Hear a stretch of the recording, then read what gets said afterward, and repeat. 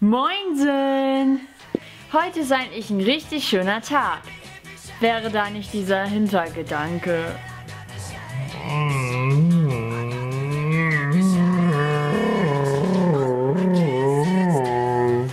Morgen ist ja leider schon wieder Montag.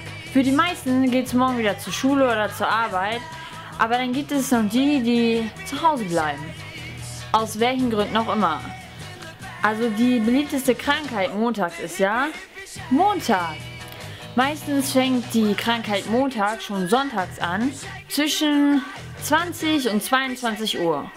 Dann, wenn man gerade vorm Fernseher sitzt und einem echt klar wird, dass morgen schon wieder Montag ist. Morgen ist wieder Montag.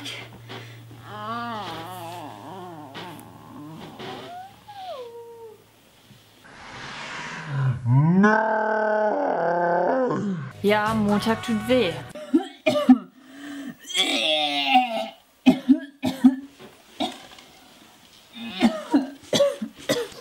Was ist denn mit dir los?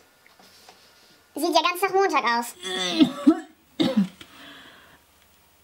Ja, ich hab Montag jetzt. Lass mich in Ruhe. Ja, dann gehe ich mal besser wieder. Montag kann echt wehtun, aber meistens ist Montag, dienstags auch schon wieder weg. Es sei denn, man erkrankt an Dauermontag, dann geht diese Krankheit dienstags, mittwochs, donnerstags und freitags bis 12 Uhr noch weiter. Und was lernen wir daraus? Montag ist einfach für den Arsch.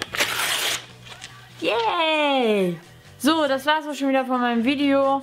War zwar ein bisschen kurz, aber ich glaube nicht, dass man für einen Montag ein längeres Video braucht.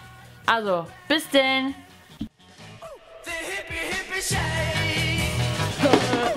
Danke auch. Montag ist einfach für den Arsch. I'm talking too much, so shut up and kiss me.